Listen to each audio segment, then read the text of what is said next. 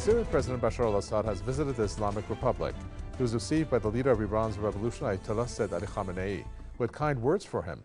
He said that Syria enjoys a higher degree of respect and credit, and that all countries look upon it as a power. What does Syria's hard-fought status in both political and military arenas mean in the context of regional countries who used to act against it with the support of the U.S.?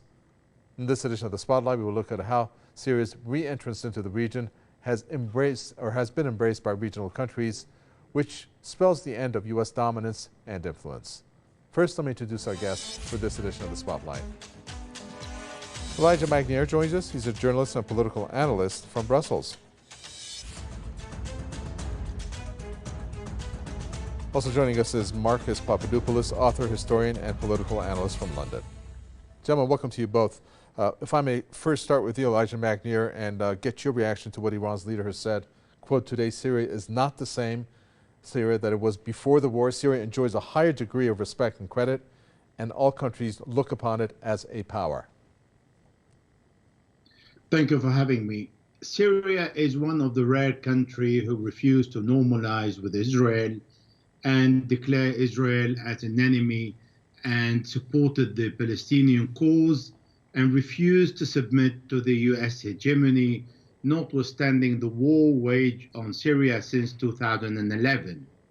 That's a very important point. Secondly, Syria is part of the axis of the resistance that reject the U.S. hegemony and fight for the oppressed people and to support the Palestinian cause and refuse any truce with Israel or normalization of the relationship like other countries in the Gulf. Third, the number of countries that were involved in the war in Syria, dozens of nations led by the US to change the regime and create a failed state and allow the jihadists that were trained by the Americans and their NATO allies in Syria, in Jordan, in Turkey. This is a big victory for Syria and its allies, mainly Iran and Russia, who interfered in the war in Syria to the request of the government in Damascus in different stages in 2011, 2013, and 2015. That is very significant. Today, Syria has a different position where different Middle Eastern countries are trying to normalize the relationship and bring them back as they were before 2011, but they are forbidden by the Americans to regain this relationship. And Syria is not rushing toward them, is reinforcing the relationship with Iran that holds more or less the same ideology and objectives against the Israelis and to support the oppressed, supporting the axis of the resistance and rejecting any U.S. hegemony over the country. So, Marcus Papadopoulos, how do you go from what, as our guest there said, it's really incredible if you think about it, how many countries were involved in this war on Syria and how they really just went all out for so many years, to now Syria being received by these countries. Of course, we can talk about the UAE, which has warmly embraced Syria, both the foreign minister visiting Syria and then Assad visiting the UAE. And these are, of course, Arab countries that were backing these terrorists. Why are they welcoming Syria now?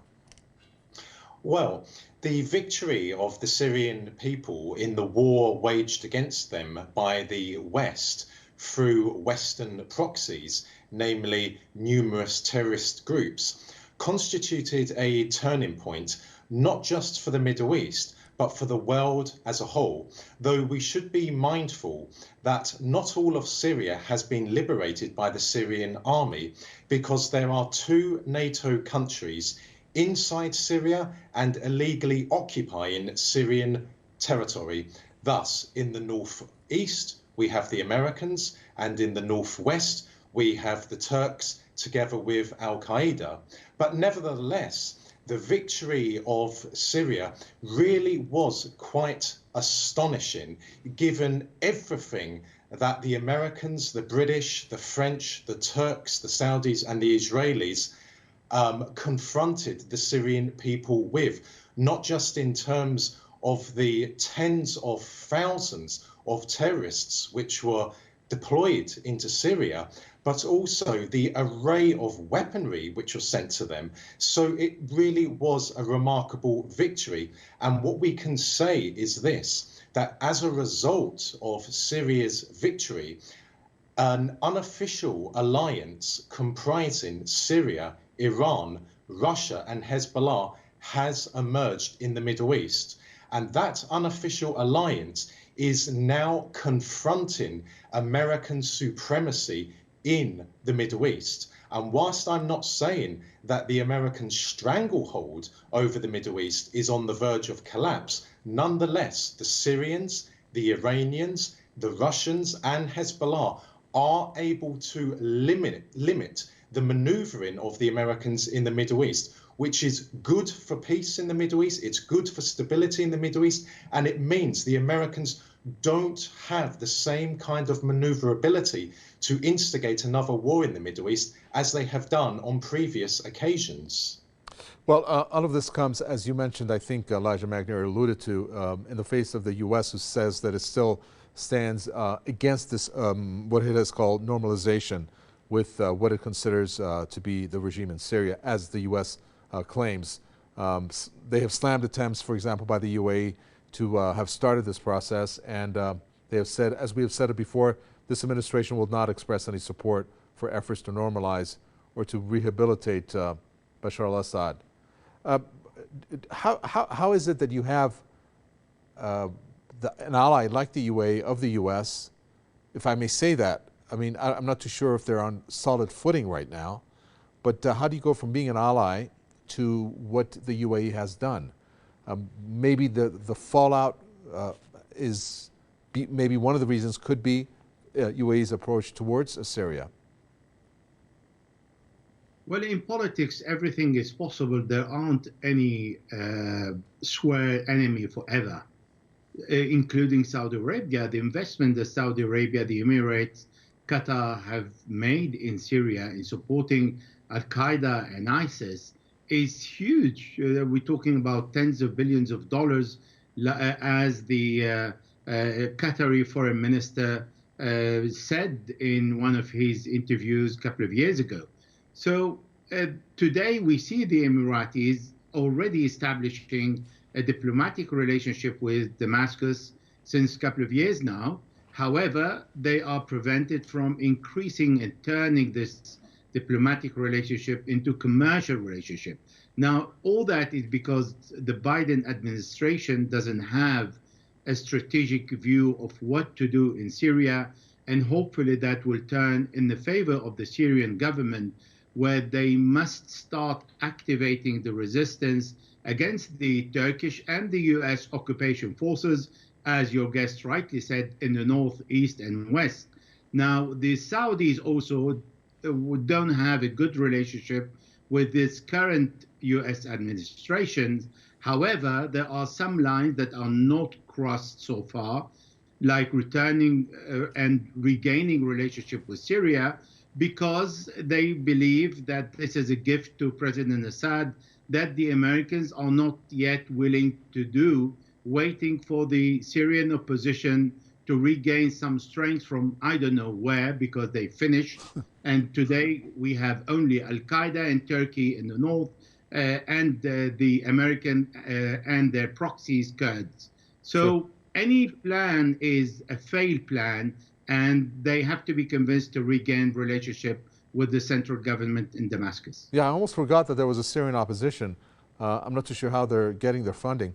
Marcus Papadopoulos, what is interesting here is the fact that you have the interest, to say the least, from the UAE to expand its business relation with Syria. And it has actually opened up the doors towards that. We can talk about the telecom sector, I believe, and also in the arena of electricity. But the sticking point here is the fact that you have the U.S. sanctions that are in place. Now, if they move ahead with those, then they will be in breach of sanctions. They're showing a keen interest, UAE, in expanding their relationship in the business arena. So how can they when these sanctions are in place? Well, politics is a strange business. One day you are at war with another country, and the next day you are trading with that country. Prior to the war in Syria in 2011, Syria had a lucrative trading and business relationship with countries such as Turkey, Saudi Arabia, Qatar, and UAE.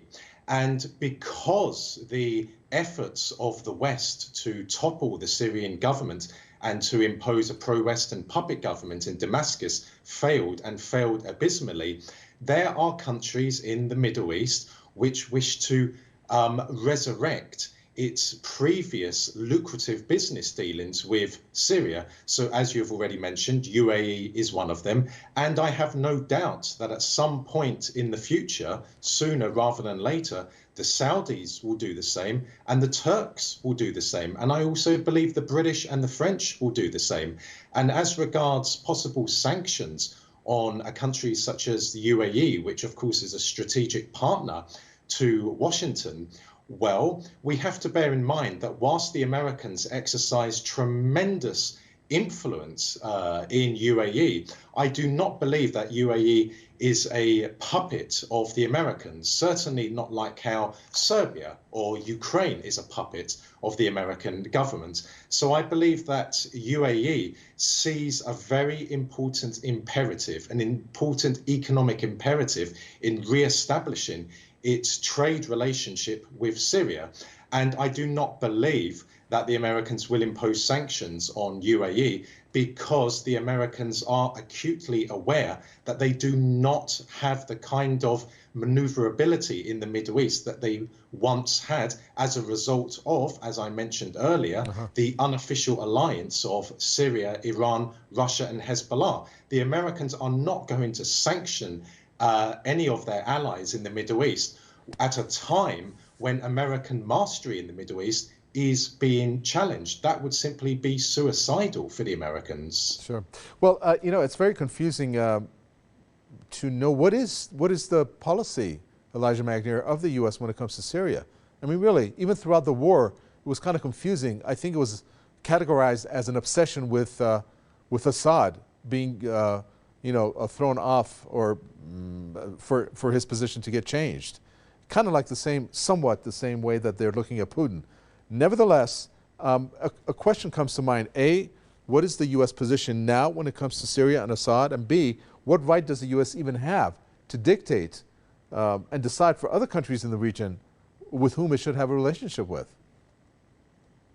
Well, first of all, the Americans don't have any right to dictate anything on any country, any sovereign country. However, because they are not accountable, they don't feel they need to ask permission from anyone, including the United Nations.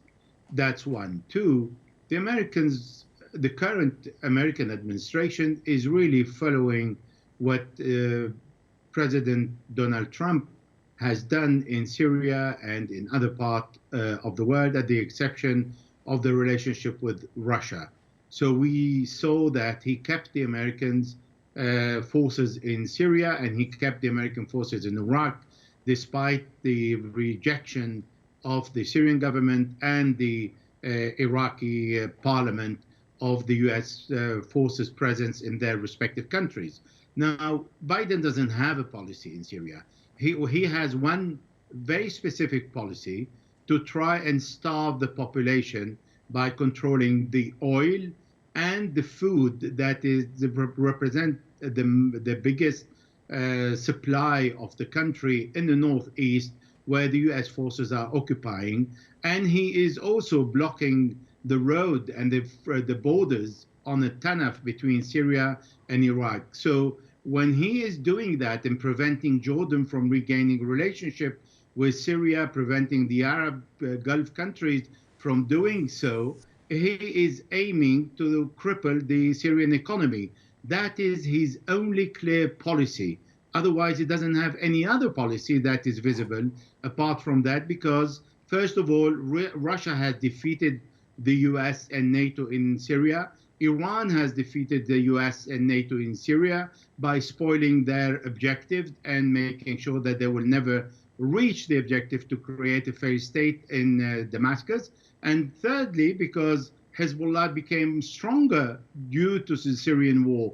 So giving Syria as a reward to Iran, Russia, and Hezbollah, this is not something that the Americans are very much willing to do.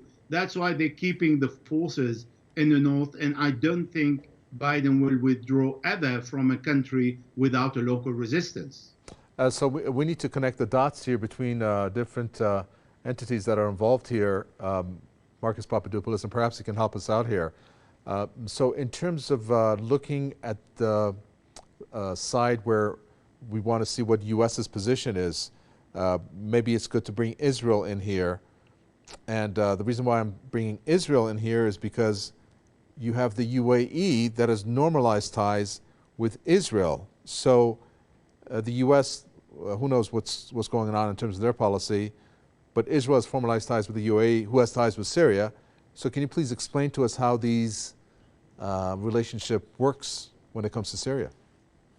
Very quickly, the cardinal factor as to why the Americans attempted to overthrow the Syrian government was to eradicate Russian influence and power in the Middle East. Why?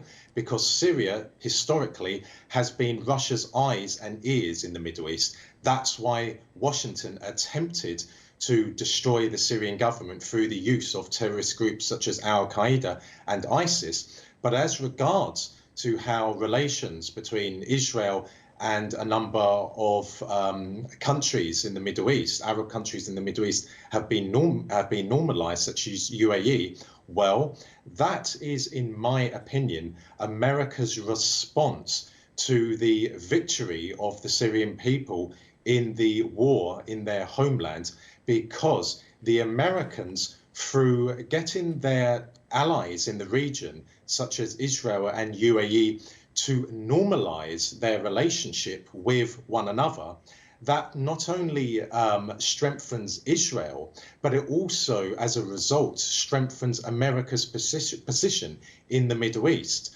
So whilst it is very true that America's position in the Middle East has been weakened somewhat by the victory of Syria in the war, nonetheless, the Americans are still able to bring together their allies in the region as a way of augmenting their mastery in West Asia. No different to how the Americans have formed an Eastern partnership in the Eastern Mediterranean involving Greece, Cyprus, Lebanon, Israel, sure, and Saudi Arabia. So we need to be very mindful that the Americans, whilst they've been weakened in the Middle East, they are anything but a spent force there. Well, I'm sure you'll agree, Elijah Magnier, the way the media is reporting this and the way it's being reported in general in terms of the way that these overtures, if you want to call it, are being done between the Persian Gulf countries and Syria is one key motive, and that is said to stop the influence of Iran with Syria. But we see Assad visiting Iran today, meeting with the leader who received them very warmly. And at the same time, you have the current administration, the 13th administration, headed by Ibrahim Raisi, who has made it a point, A, to establish close ties with regional countries, and B, Iran is in the middle of talks with Saudi Arabia, which there are talks of even the embassies opening up. So if you have that going on, how can there then be a relationship between these Arab countries with Israel, the ones who have formalized, when Israel is bombing Syria? Because they want to make investments in that country. At least that's part of the talk and report that they want to establish. Well, look, we've seen the relationship between Russia and Turkey is a very strategic and excellent relationship, but they disagree on Syria. We've seen also the relationship between Iran and Turkey going into a very good level, but they disagree also on Syria because both Russia and Iran believe in the sovereignty of the Syrian state.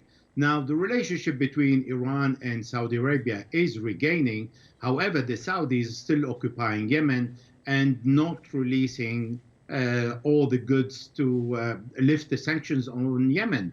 So there are differences that can be organized in some countries and disagreed upon in other countries.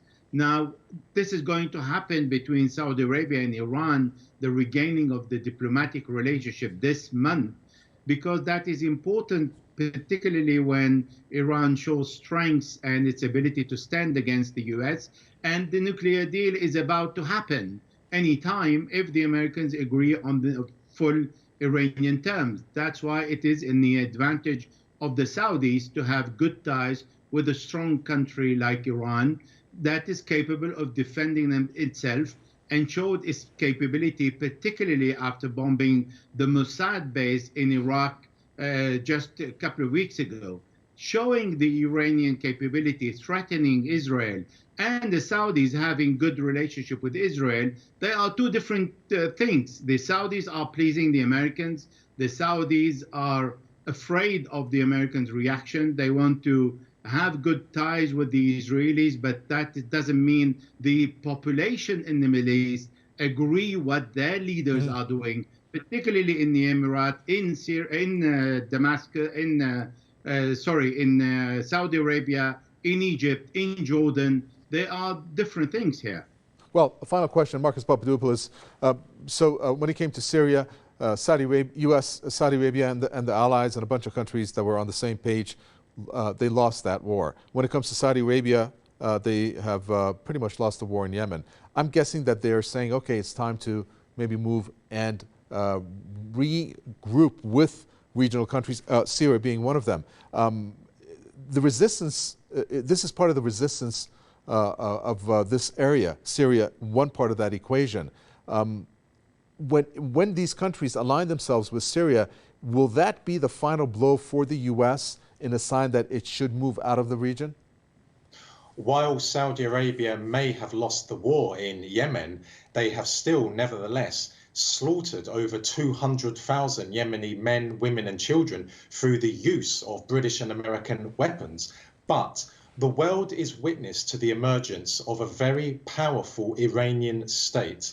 And that is a reality that the Saudis cannot ignore. So the Saudis have two options. They can either have a war with Iran, which would be catastrophic for the Saudis, or they can have some sort of relationship with the Iranians. And that is why I believe that Riyadh will opt for the latter. They will establish some sort of relationship with Iran, because otherwise the Saudis could become embroiled in a war with the Iranians, and Saudi Arabia would be decimated, and the American hold over the Middle East would be then in serious jeopardy. Very well. We're going to end it there. Thank you for that, Marcus Papadopoulos, author, historian, and political analyst. Elijah McNair, pleasure, journalist and political analyst from Brussels.